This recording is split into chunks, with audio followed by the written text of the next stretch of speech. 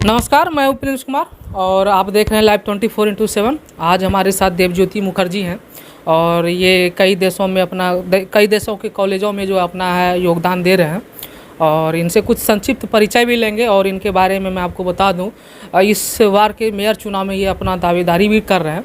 तो सबसे पहले सर अपना एक संक्षिप्त परिचय दें। सबसे पहले तो धन्यवाद आपको कि आप मेरे यहाँ आए और हमारा इंटरव्यू लेने के लिए सोचा। मैं प्रोफेसर डॉक्टर देवज्योति मुखर्जी हूँ, एक्सेलराई एलमनस हूँ और मेरा लाइफ स्किल का ट्रेनिंग अमेरिका से रहा है। अभी 95 इंस्टीट्यूशंस जिसमें 46 यूनिवर्सिटीज़ हैं और Indian army, Bihar police academy, NABARD, different NGOs, इसमें मैं as a entrepreneurship development activist और लाइफ स्किल ट्रेनर के रूप में, जीवन उपयोगी शिक्षक और उद्यमिता विकास कार्यकर्ता के रूप में मैं ट्रेनिंग दे रहा हूँ। ये मेरा संक्षिप्त परिचय है और अभी आपका भागलपुर नगर निगम के मेयर या उपमेयर चुनाव में मैं लड़ रहा हूँ। अगर मेयर सुरक्षित हो जाता है तो उपमेयर लड़ूंगा। तो सर आपका ये है नारा है, जीरो बजट लोक उम्मीदवार, इसका मतलब क्या होता है सर? हमको लगता है कि आप ये 25वां इंटरव्यू होगा जो ये समझा रहे हैं हम। एक्चुअली क्या मैं नहीं सर, क्योंकि जनता जानना चाह रही है कि जीरो बजट लोक उम्मीदवार क्या होता है। यही तो खूबसूरती है कि जो आते हैं पूछते हैं, इसका मतलब ये ऑलरेडी एक प्रभाव विस्तार कर रहा है। देखिए अभी इलेक्शन का स्थिति ये हो गया है कि 4C पे इलेक्शन टिक गया है, caste, crime, currency and communalism. इससे ऊपर उठ कर लोक उम्मीदवारी है। लोक उम्मीदवारी का मतलब कि आप घोषणा मत कीजिए कि हमको खड़ा होना है। आपका अगर इच्छा है, आप एटलीस्ट 5% वोटर तक पहुंचिए नॉमिनेशन के पहले और जाके आप अपना बात को रखिए, मैं क्यों होना चाहता हूं, मेरा क्या विज़न है, मैं आपको क्या दे सकता हूं।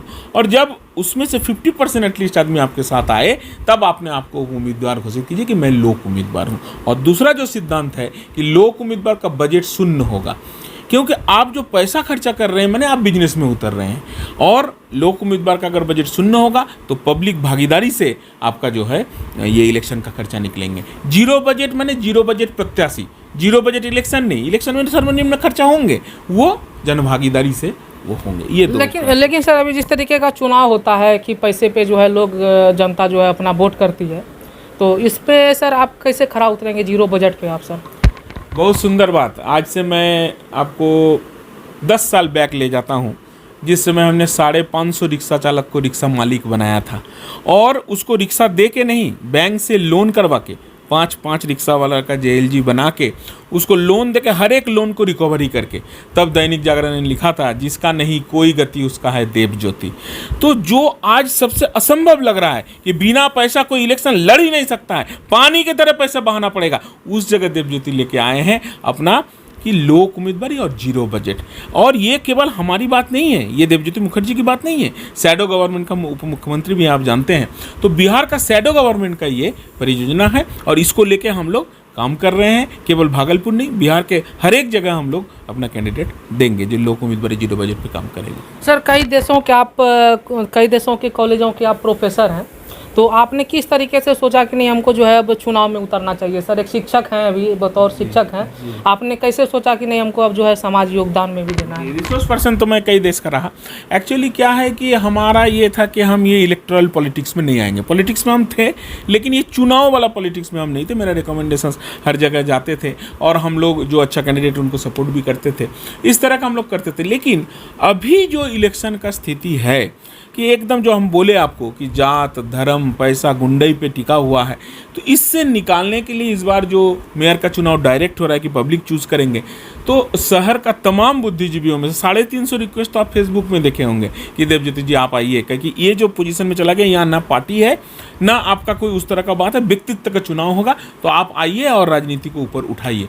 तो एक तरह से राजनीतिक शुचिता वापस लाने के लिए कि जो गरिमा है राजनीति का, कि अच्छा आदमी बोलता है ना राजनीति मेरा चीज़ ही नहीं है, राजनीति में कोई अच्छा आदमी आना ही नहीं चाहता है, और 30% से ऊपर आदमी को गणतंत्र के ऊपर से विश्वास खत्म हो गया है, वोट देने नहीं जा रहा है। तो इस सिचुएशन को रिवर्स करने के लिए मैं राजनीति में आ रहा हूँ। जी सर, अभी जो है मेयर का चुनाव, अभी तो समय है, कुछ अंतराल है। अभी तक सर आपने कितने जनसंपर्क किए हैं, कितने लोगों के पास आप गए हैं, तो सर उसका अनुमान और क्या रिस्पांस मिल रहा है सर आपको? जी 7,000 से ऊपर पब्लिक के पास मैं पर्सनली पहुँचा और आपको जान के बड़ी खुशी होगी कि मैं कोई लाव लश्कर लेके नहीं जाता हूँ। मैंने जितने स्टूडेंट लेके जाएंगे तो 1000 आदमी, लेकिन हम लोग एक भी नहीं, अकेले पहुँचता हूँ या कोई एक आदमी साथ में रहता है जो वहाँ का लोकल है। बहुत अच्छा रिस्पॉन्स है। सब आदमी, एक गैप था, अच्छा आदमी नहीं आ रहे थे, गैप था, तो आदमी हाथों हाथ ले रहे हैं चीज़ को। और हमको लगता है कि एक बहुत बड़ा ये परिवर्तन का कि जो नारा मेरा है, अंग दिखाए देश को रास्ता, जय अंग जय अंगिका। तो ये जो अंग प्रदेश में प्रचार हो रहा है, ये जो प्रयास हो रहे हैं, ये प्रयास पूरा इंडिया तक फैलेंगे, ये दिख रहा है जी। तो सर अभी जैसे आप सत्ते में आ जाएंगे, मेयर बन जाते हैं या डिप्टी मेयर बन जाते हैं, उसके बाद आपका क्या प्रतिक्रिया रहेगा जनता के बीच? जो समस्या है जनता का, तो आप उसको किस प्रकार से हल करेंगे सर? देखिए, सबसे बड़ा बात है कि आपके 3 सरकार हैं, केंद्र सरकार, राज्य सरकार और नगर सरकार, सिटी गवर्नमेंट। मेरा सबसे पहला काम होगा कि आप सिटी गवर्नमेंट को दिखे आपके सामने। अभी नगर निगम नाली साफ करने का इकाई और कुत्ता मरा हुआ है तो उसको ले जाएगा, यही बन के रह गया है। इससे ऊपर उठकर कि आपकी शिक्षा, आपकी स्वास्थ्य, आपका रिक्रिएशन, मनोरंजन, आपके यहाँ सुरक्षा, सारा चीज़ आप नगर सरकार के ऊपर आप विश्वास करेंगे। ये मेरा फर्स्ट एंड फॉरमोस्ट काम होगा।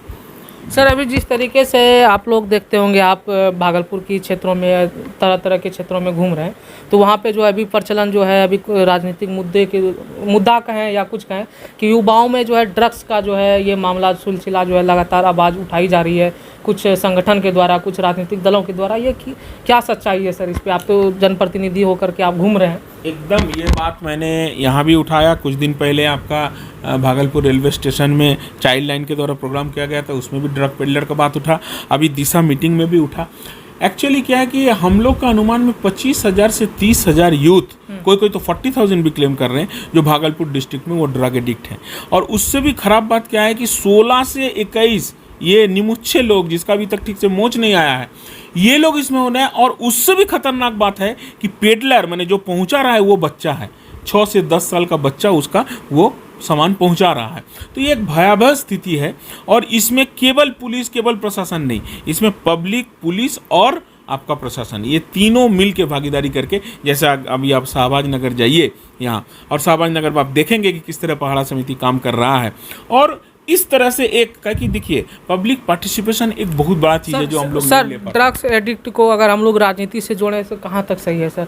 क्योंकि कई राजनीतिक संगठन भी इसमें मतलब जो है अपना भागीदारी निभा रहे हैं। राजनीति से जोड़ना बोल के, ये तो राजनीतिक सवाल भी है, सामाजिक सवाल भी है, इकोनॉमिक सवाल भी है, हर जगह का सवाल है। तो जोड़ना तो पड़ेगा ही, क्योंकि यूथ को, अगर आपका भविष्य यूथ है, अगर वो बर्बाद हो रहे हैं तो आप राजनीति का हर चीज़ में इसको जोड़ना पड़ेगा। ये तो जोड़ना स्वाभाविक है, जोड़ना ही चाहिए। तो आने वाले में सर आप किस तरीके के भागलपुर के फ्यूचर को देखते हैं? देखिए, भागलपुर में सबसे बड़ा मैं खुशी आपको वो बता दूं कि भागलपुर का जो शिक्षा का अनुपात है शहर का, वो राज्य का 67 से बहुत ज़्यादा है। हमारे यहाँ 81% शिक्षित है। तो भागलपुर नंबर 1 शिक्षित शहर के रूप में सामने आए। रोजगार के यहाँ बहुत स्कोप है, लेकिन 1 लाख से ऊपर बेरोजगार है अगर फ्लोटिंग पॉपुलेशन को ले लेते हैं। तो एक स्कीम जो एनुअल मैं बार बात कर रहा हूँ, नेशनल अर्बन लाइवलीहुड प्रमोशन, शहरी स्वरोजगार प्रकल्प, जो कि नगर निगम चलाती है, इस स्कीम के द्वारा एक अच्छा रोजगार यहाँ सृजन हो सकता है। पर से हजारों में रोजगार सृजन हो सकता है। जितना स्ट्रीट वेंडर है, इनको लेके बड़ा काम किया जा सकता है। और भागलपुर सुंदर बने, भागलपुर में गंदगी नहीं रहे, नो डस्टबिन कॉन्सेप्ट, कोई डस्टबिन नहीं रहेगा सारे शहर में। हम घर से कूड़ा कलेक्ट करेंगे और उसमें सूखा कूड़ा और गीला कूड़ा करेंगे। सूखा कूड़ा को हम रिसाइकलिंग के लिए भेज देंगे और गीला कूड़ा से हम मैन्योर भी बना सकते हैं, उससे हम नेचुरल गैस बना सकते हैं। एक बहुत बड़ा प्रोजेक्ट ये सामने आ सकते हैं। हम एक शब्द में कह सकते हैं कि भागलपुर सुंदर, भागलपुर स्वच्छ और भागलपुर विकसित भागलपुर के रूप में हम लाएंगे। जैसे सर आपने अभी बात किया कि युवाओं के रोजगार को लेकर के नगर निगम में काफ़ी सारे पदें होती है युवाओं के लिए, तो क्या लगता है कि अभी तक जो है नगर निगम जो युवाओं के लिए कोई कदम नहीं उठा पा रही है? पद नहीं, वो एक स्कीम है, प्रोजेक्ट है। क्या है वो एनुअल में? आप थोड़ा डिटेल बताएं आपको कि वो है कि आप आइडेंटिफाइड करें हर एक वार्ड में कितना बेरोजगार है, वो स्वरोजगार चाहते हैं कि नहीं, किस तरह का स्वरोजगार चाहते हैं, सबसे पहले आइडेंटिफाई करना। फिर उसको जो रोजगार वो चाह रहे हैं, जिस तरह का रोजगार वो करना चाह रहे हैं, उनको उसका ट्रेनिंग देना। ट्रेनिंग देने के बाद सीड मनी भी, बिजनेस शुरू करने के लिए भी कुछ पैसा उनको मुहैया कराना। ये सारा चीज़ उस प्रोजेक्ट में है। तो उस प्रोजेक्ट को अगर हमको बढ़िया करें, नहीं इसमें तो बहुत बढ़िया काम नहीं हुआ है, जो भी काम कर रहे हैं उस एक्सपेक्टेड काम नहीं हुआ है, तो इसमें अगर करें तो हम लोग एक बहुत बड़ा रोजगार सृजन इसमें कर सकते हैं। सर एक हमारा आखिरी को प्रश्न भी रहेगा, क्योंकि आप हर वार्ड में घूम रहे हैं, तो किन किन समस्याओं से सर आप अवगत होते हैं कि नहीं इन समस्याओं को जल्द से जल्द निवारण किया जाए? और नगर निगम जो है, हम तो अधिकतर देखते हैं कूड़े का अंबार हर जगह लगा रहता है, अधिकतर क्या समस्या है सर शहर में? देखिए, जो समस्या है वही आपके लिए एक बहुत बड़ा अपॉर्चुनिटी बन सकता है। अभी जो कूड़ा का ढेर पड़ा हुआ है ये सोना है, इसको अगर एक्यूमुलेट करके आप अगर उसमें मैन्योर बना सकते हैं। अभी आपका ऑर्गेनिक कॉरिडोर डिक्लेयर हुआ है, बक्सर से लेकर के साहिबगंज तक जितना गंगा जी के बगल में खेत है वहाँ आपका यूरिया माने कोई आपको केमिकल नहीं पड़ेंगे, और उसको सारा चाहिए ये मैन्योर, और ये मैन्योर मिल ही नहीं रहा गवर्नमेंट। तो भागलपुर म्यूनिसिपल कॉर्पोरेशन के साथ एक एमओयू साइन हो सकता है बिहार सरकार का कि जितना आप खाद तैयार करेंगे टोटल बिहार सरकार ले लेगा। तो जो अभी दिक्कतें आपने कहा, तो यहाँ आपका पेयजल का समस्या है, बहुत बड़ा समस्या है, लेकिन वो समस्या दूर हो जाएगा। अभी जो प्रोजेक्ट चल रहा है बीच गंगा जी से पानी लाके उस पानी को सरबराह करा, अगर इस प्रोजेक्ट ठीक से हो जाए तो पानी का परमानेंट सोल्यूशन वो हो जाएगा। गंदगी का मैंने आपको बताया सर, लेकिन जहाँ तक है कि जिस तरीके से अभी नगर निगम जो काम करवा रही है, या कह सकते हैं कि अभी जिस समय में उनको काम करना चाहिए था उस समय में काम नहीं हुआ, लेकिन जब बरसात का समय आता है, बारिश का समय है, उस समय काम करवाना, तो कहीं ना कहीं जो है शहरवासियों को कई दिक्कतों का सामना करना पड़ रहा है सर। एकदम सर, हाईकोर्ट रूल दे रहा है कि 250 मीटर से ज़्यादा आप एक बार में काट नहीं सकते हैं रोड को, जब तक उसको आप पुनः स्थिति में पूर्ववत स्थिति में बहाल नहीं कर देते। यहाँ 4-4 किलोमीटर रोड काट के फेंक दिया गया, आदमी गिर रहे मर रहे, कोई बात ही नहीं है। लालू यादव सर ने बहुत अच्छा बात कहा था कि शासन अगर चलाना है तो वो धमक के साथ चलाना पड़ेगा। आपको यहाँ जो आपका शहर का जो गवर्नमेंट है वो दिखना चाहिए, आदमी को लगना चाहिए कि नहीं यहाँ सिटी गवर्नमेंट भी मौजूद है, यहाँ केवल सेवा प्रदत्त इकाई नगर निगम नहीं है। तो अगर उस तरह का लीडरशिप आएगा जो दिखा सकेगा कि नहीं, केंद्र सरकार दिल्ली में, राज्य सरकार पटना में, और आपका शहर का जो सिटी गवर्नमेंट है वो नगर निगम में बैठते हैं। लेकिन यहाँ सर, यहाँ के जो मेयर हैं, डिप्टी मेयर है, वो तो कई दावे करते हैं कि मतलब जो है हम जो बहुत अच्छे काम करके दिखाए हैं। देखिए, किन्हीं के बारे में कोई कमेंट नहीं करेंगे। हमारा एक, जब हम पॉलिटिक्स में आए तो हम पॉजिटिव पॉलिटिक्स करेंगे, किसी के ऊपर हम कीचड़ नहीं उछालेंगे। ये पब्लिक कहेंगे कौन क्या किया नहीं किया, मैं क्या कर सकता हूँ, मेरा क्या विजन है, मैं आपसे बात किया। मैं किसी के बारे में कोई बात नहीं करूँगा, वो पब्लिक जानती है, पब्लिक का बुड़बक नहीं है, पब्लिक को सब पता है कौन क्या कर रहा है नहीं कर रहा, लेकिन मैं अपने मुँह से किसी के बारे में कुछ कहूँगा नहीं।